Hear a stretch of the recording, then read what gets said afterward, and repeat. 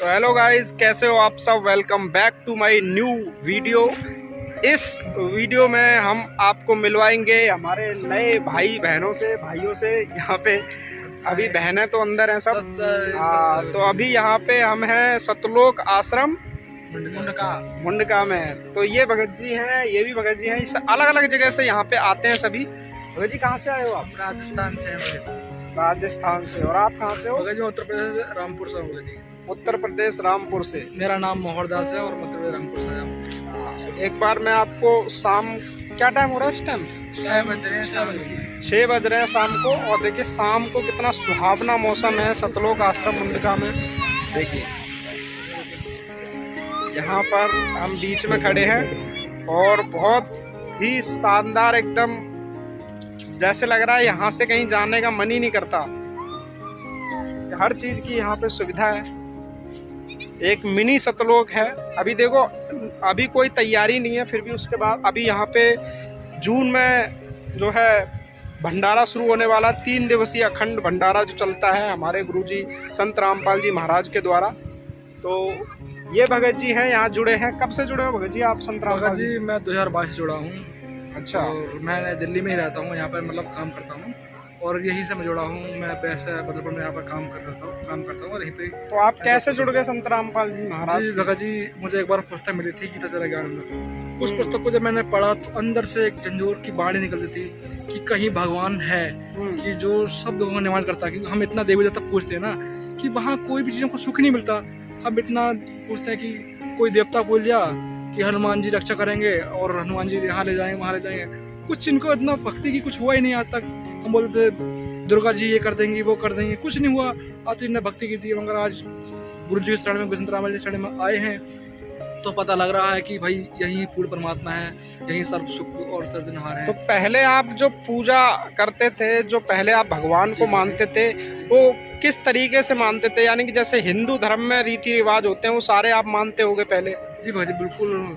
जैसे कि हिंदू धर्म में इसी तरह सब देवताओं को मंदिरों में जाना या कहीं गुरुद्वारा, मतलब सरदार गुरुद्वारा में जाते हैं, हम मंदिरों में जाते हैं और वहाँ मूर्ति होती है तो हम कहते हैं भाई मैया ये दे दो हमको, ये भगवान हमको ये दे दो, मगर वो हमें कुछ नहीं देते। ना हम कोई लाभ होता है, ना कोई मतलब जो हमारा कोई प्रकरण समझते ही नहीं वो चीज़ को कि क्या चीज़ इनको देना है। मतलब उनके अंदर कोई शक्ति नहीं है जो हम कुछ दे सकें।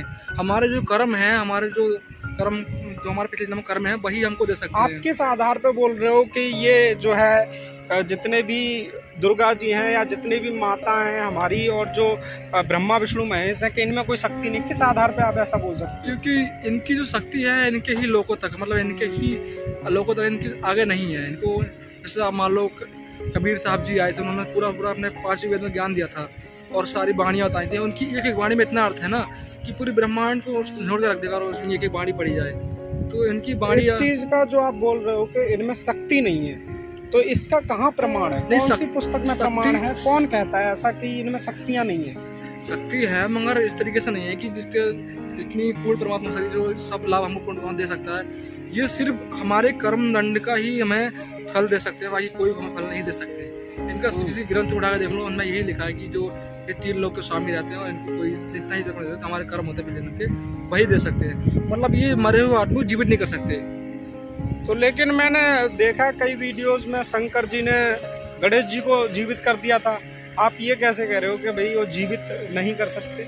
ऐसा कुछ नहीं है। जैसे अब मान लो श्री कृष्ण जी ने सुभद्रा जी का पुत्र था, उनका भांजा था, उसको नहीं जीवित कर पाया, तो वो कैसे कर सकते हैं और किसी को? अब खुद ही सोचिए। अब अभिमन्यु की जब मृत्यु हुई थी तो उसको जीवित नहीं कर पाए।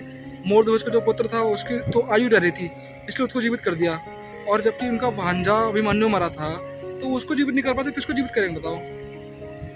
और कबीर परमात्मा तो एक मरी हुई लड़की आ रही थी, मरी हुई लड़की थी, निकाली कब्र से निकाली थी उनको शेख तक की, तो उसको तक जीवित कर दिया उन्होंने। बताओ, वो मरी हुई कहाँ से बोला कि हे आत्मा इसमें प्राण डाल जाओ और आ जाओ उठ के, तब वो आगे लड़की। अब बताओ, ऐसे जब कबीर साहब जी इतना कर सकते हैं। आप क्यों जुड़े थे यहाँ पे? भगत जी, मैं जुड़ा था ज्ञान के आधार पर, क्योंकि जो ज्ञान है ना वो 1 नंबर का ज्ञान है। ऐसा ज्ञान पूरी दुनिया में कहीं भी नहीं है। सब शास्त्रों से प्रमाणित है, सभी धर्मों से प्रमाणित है। किसी धर्म को यहाँ पे ये नहीं कि हिंदू है, मुसलमान है। आप कौन से शास्त्रों को मानते हो? मैं हमारे जो हिंदू धर्म के शास्त्र हैं, गीता है, वेद है, पुराण है, इन सबको मानता हूँ। इन सबको मानते जी हैं? भगत जी। तो इनमें क्या लिखा हुआ है ऐसा कि जिसकी वजह से आपने पढ़ी है ये किताबें? भगत जी पढ़ी भी हैं और देखा भी है। जैसे हम जानते हैं कि गीता में भी लिखा भाई कि पूर्ण गुरु बनाना चाहिए, अगर बिना गुरु के मोक्ष नहीं हो सकता। क्योंकि गुरु तो श्री राम जी ने बनाए थे, श्री कृष्ण जी ने बनाए थे, सभी ने अपने गुरु बनाए थे। बिना गुरु के वहाँ मोक्ष नहीं है।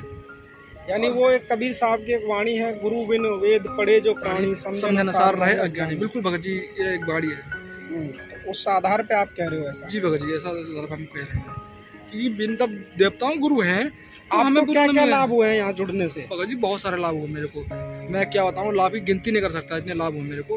मैं आपको अगर मैं लिखने लग जाऊँ ना तो प्रतिभी कम पड़ जाएगी इस लाभ को लिखने में। जी भगत जी। तो अभी आप बोल रहे हो कि आपको लाभ हुए हैं, ठीक है, तो आप यहाँ पे लाभ पाने के लिए जुड़े थे क्या? जी भगत जी, ऐसा नहीं लाभ पाने के लिए, क्योंकि जब कोई भी भगत होता है ना तो कोई भी आदमी होता है तो लाभ ही के लिए मतलब होता है कि लाभ मिल जाए, उसके लिए होता है। अब हम कहीं जाते हैं मंदिरों पे तो हम होते कोई आशा होती है यार हमको कोई कुछ दे देंगे या कोई हमको भाई हमको धन मिल जाएगा या मिल जाएगा, हम उस देवती देवताओं से मांगते हैं, मगर हमें कुछ मिल ही नहीं पाता तो क्या फ़ायदा उन जैसी जगह जाने से। और यहाँ तो परमात्मा जो नहीं कर सकता वो कर सकता है सारी चीज़ें, तो यहाँ परमात्मा की मतलब ऐसे लाभ दे सकता है ना, तुम सोच भी नहीं सकते उस चीज़ को। तो यहाँ आप लाभ के लिए जुड़े थे मतलब? जी भाई, लाभ भी नहीं लेकिन इनकी ज्ञान समझा, तो ज्ञान जो है पहले पूर्ण मोक्ष प्राप्ति के लिए हमको चाहिए पूर्ण मोक्ष, और पूर्ण मोक्ष कहीं मिलेगा नहीं दुनिया में, क्योंकि इनका जो ज्ञान है ना वो यही बता रहा है कि गीता में भी लिखा है कि हे अर्जुन तू उस परमेश्वर शरण में जा जहाँ से दोबारा लौटकर संसार में व्यक्ति नहीं आता, क्योंकि वहीं पर पूर्ण परमात्मा का ठिकाना है, वहीं सब कुछ है, वहाँ दोबारा संसार में वहाँ मृत्यु है, यानी न जन्म है। मनुष्य का जो मूल उद्देश्य होता है मोक्ष प्राप्ति करना। जी भगत जी, आप इसके लिए यहाँ जुड़े हो मोक्ष प्राप्त करने के लिए? भगत जी, क्योंकि इसका जो मेन चीज है हमारा जो मनुष्य जन्म का शरीर का जो मेन मकसद है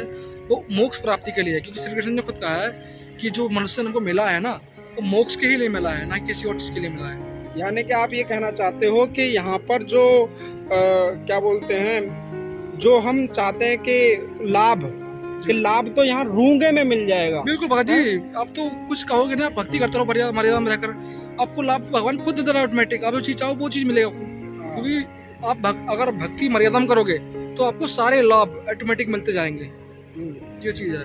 मगर भक्ति जो करनी पड़ेगी वो मर्यादा में रह करनी पड़ेगी। अब कोई भक्ति का नाम ले लिया और भक्ति की नहीं और सारे बस ये कर देगा मेरा ये हो गया वो हो गया, ऐसे नहीं होता है। अगर आप भक्ति मर्यादा में रहकर करोगे, परमात्मा के संविधान के अकॉर्डिंग अगर चलेगा इंसान तो उसकी भक्ति काम करेगी, यानी कि और जो परमात्मा ने विधान जो बना रखा भक्ति मार्ग का जो विधान है जी, उस तरीके से भक्ति जो करेगा उसको लाभ मिलेगा। जी भगत जी, अगर आप भक्ति मर्यादा में रहकर भक्ति करोगे ना तो आपको सारे सुख दुनिया मिलेंगे, जो यहाँ पर नहीं आपको किसी को मिल सकते वो आपको मिलेंगे, क्योंकि भक्ति ऐसी है ना। मोक्ष प्राप्त करना किसे कहते हो आप? क्या मोक्ष? भगत जी, मोक्ष प्राप्त करने से कहते हैं जैसे हम जन्म रहे हैं, मरण कर रहे हैं फिर, और इसी से छुटकारा लिए मोक्ष प्राप्त होना चाहिए, क्योंकि हम जब मरते हैं फिर दूसरा जन्म होगा हमारा। ये तो प्रकृति का नियम है, यहाँ तो प्रकृति का नियम नहीं होगा जी, यहाँ का एक काल लोक है, उसको इसको यही कहा कि आप जैसे कर्म करोगे फिर आप अगला जन्म होगा, फिर दूसरा जन्म होगा। अगर आप सही भक्ति नहीं करोगे ना तो आपको ऐसी जन्म मृत्यु से छुटकारा नहीं मिलेगा। अगर आप सही भक्ति पूर्ण भक्ति करोगे ना, सही भक्ति, तो वहाँ पर आपको जन्म मृत्यु से छुटकारा मिल जाएगा, यही चीज़ है। और कुछ बताना चाहते हो?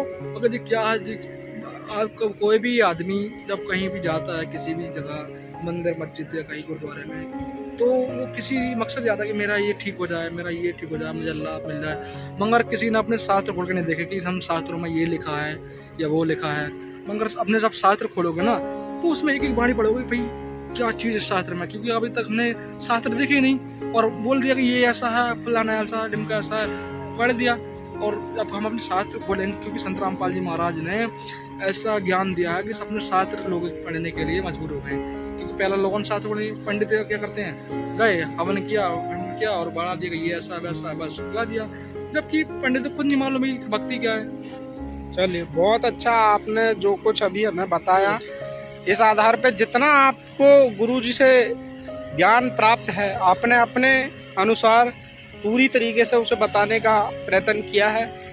और यहाँ पर जैसा कि आप बता रहे हो कि आप सिर्फ लाभ के लिए नहीं आए हो, यहाँ पर आप मोक्ष प्राप्ति करने के लिए आए। मकसद जो है हमारा मोक्ष प्राप्ति का है, मूल उद्देश्य। जी, मूल उद्देश्य मोक्ष प्राप्ति, जो श्री कृष्ण भगवान ने श्रीमद् भगवत गीता में कहा है कि मनुष्य जीवन का मूल उद्देश्य है मोक्ष प्राप्त करना, और वो मोक्ष प्राप्त आपको जब होगा जो कि जब आप तत्वदर्शी संत की तलाश करेंगे, उसको दंडवत प्रणाम करके उसके अनुसार बताई गई विधि के अनुसार भक्ति मार्ग पर लगने से और उसके अनुसार भक्ति करने लगेंगे, तब आप मोक्ष प्राप्त की तरफ बढ़ेंगे।